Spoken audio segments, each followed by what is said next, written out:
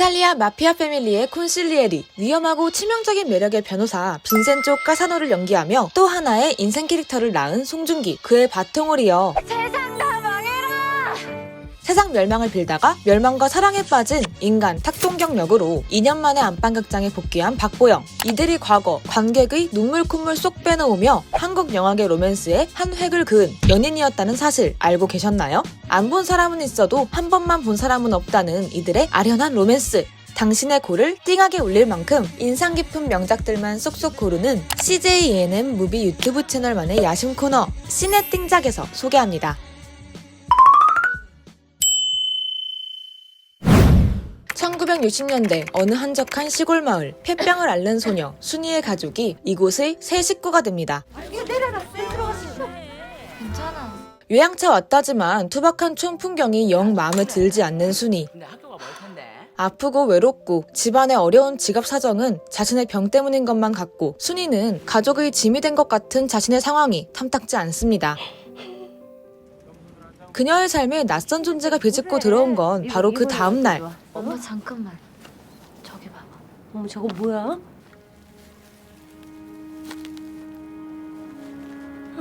일로 와봐. 옷은 다 찢어지고 머리는 산발인 야생의 소년이 창고에 숨어 있었네요.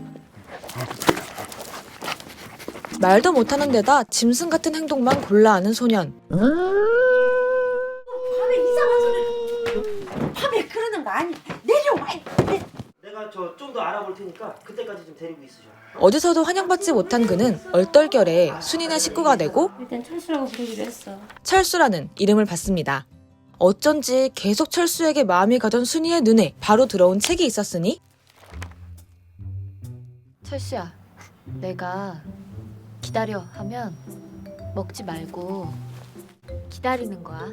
순이는 철수에게 먹을 것 앞에서 기다리는 법부터 글을 읽고 쓰는 법까지 가르치며 새로운 세상의 문을 열어줍니다. 하지만 낭만적인 로맨스엔 늘 악역이 있는 법. 순이 어차피 저한테 시집 올 건데. 순이를 미래의 아내로 점찍어둔 지태에겐 아이씨, 와 진짜. 철수가 영 눈엣 가시입니다. 쇳덩이를 맞아도 꿈쩍 않는 범상치 않은 맷집에 보통의 인간과는 완전히 다른 레벨의 힘을 지닌 철수. 그가 보통의 사람이 아니라는 사실을 눈치챈 지태는 철수를 마을에서 몰아내기 위한 계획을 세웁니다. 저 새끼가 그에 휘말린 철수는 순식간에 마을 사람들로부터 두려움과 공포의 시선을 받게 되죠. 철수를 지키기 위해선 이별을 택해야 하는 순이와 순이가 없는 세상은 상상도 할 수 없는 철수. 두 사람의 운명은 어떻게 될까요?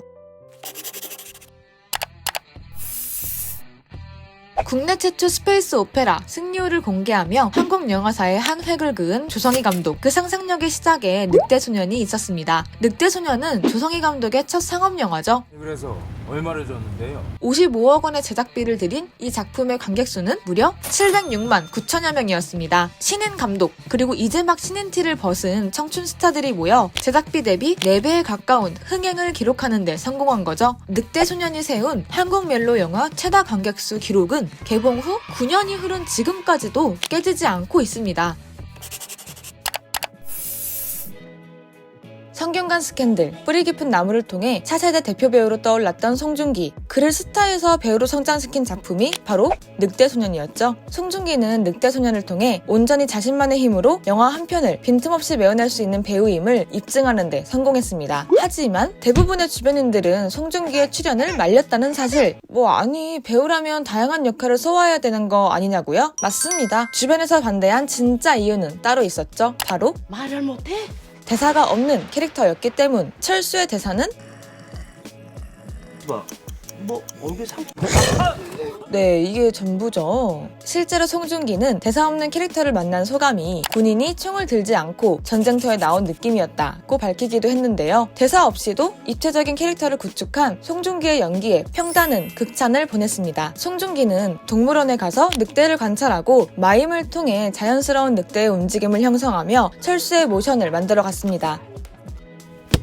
조성희 감독은 송중기의 탁월한 운동신경과 섬세한 표현력 덕분에 CG 작업을 생각해두었던 장면도 직접 촬영할 수 있었다며 그의 연기에 만족을 표했습니다. 이 모든 연기, 이 사람이 있기에 가능했죠?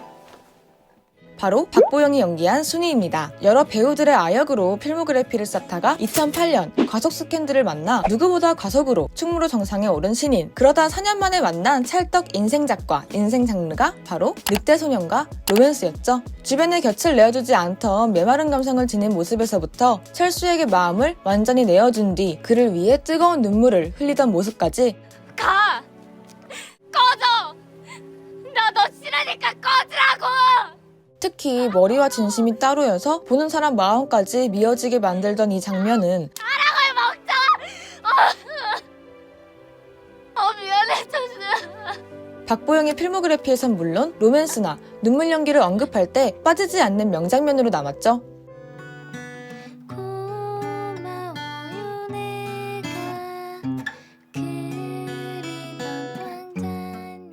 영화의 아련한 바하는 OST 나의 왕자님까지 직접 부른 능력자.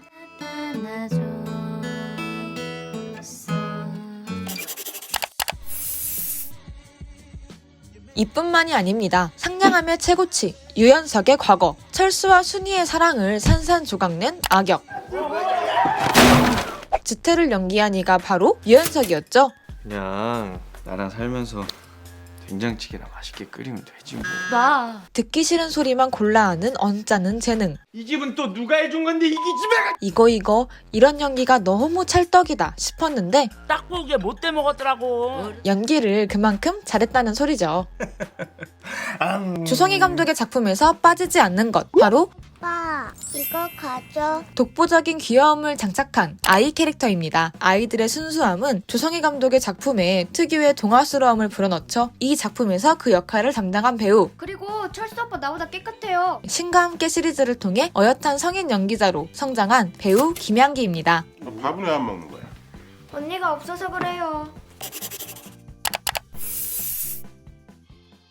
높은 진입장벽 없이 남녀노소 모두의 마음을 사로잡은 늑대소년. 그런데 말입니다. 우리가 모르는 이 작품의 찐 시작과 엔딩이 따로 있었다는 사실 알고 계셨나요? 감독이 공개한 비하인드에 따르면 신업 단계에서 이 작품은 늑대소년이 아니라 늑대소녀였다고 합니다. 지금으로부터 남녀가 뒤바뀐 설정으로 여성 캐릭터가 남성 캐릭터를 기다리는 이야기였고 결말도 더 비극적이었다고 하네요. 지금의 엔딩과 다른 버전의 엔딩도 화제를 모았죠. 미공개 장면이 포함된 늑대소년의 확장판은 DVD, 블루레이에서 확인 가능합니다. 조성희 감독은 늑대소년의 판타지는 감정의 판타지다. 이 세상에 없을 것 같은 사랑을 보여주는 것이 이 영화의 판타지인 것이다. 이 영화에 등장하는 진실된 두 사람의 교감과 사랑을 통해 더 이상 인간에게서 찾아보기 힘든 인간다움을 목격했으면 한다고 밝힌 바 있습니다. 개봉 이후 9년이 지난 지금까지도 많은 관객들의 최애작으로 기억되고 있는 늑대소년. 관객 마음 한켠 철수와 순이의 사랑이 여전히 살아 숨쉴 수 있는 이유도 바로 이 때문 아니었을까요? 가벼운 마음으로 즐길 수 있으면서도 무한대의 감성 충전 가능한 판타지 로맨스. 앞서 언급한 포인트들과 함께 더 풍성하게 즐겨보는 건 어떠실까요? 지금까지 CJ ENM의 명작들만 쏙쏙 골라 소개하는 시네팅작이었습니다. 감사합니다.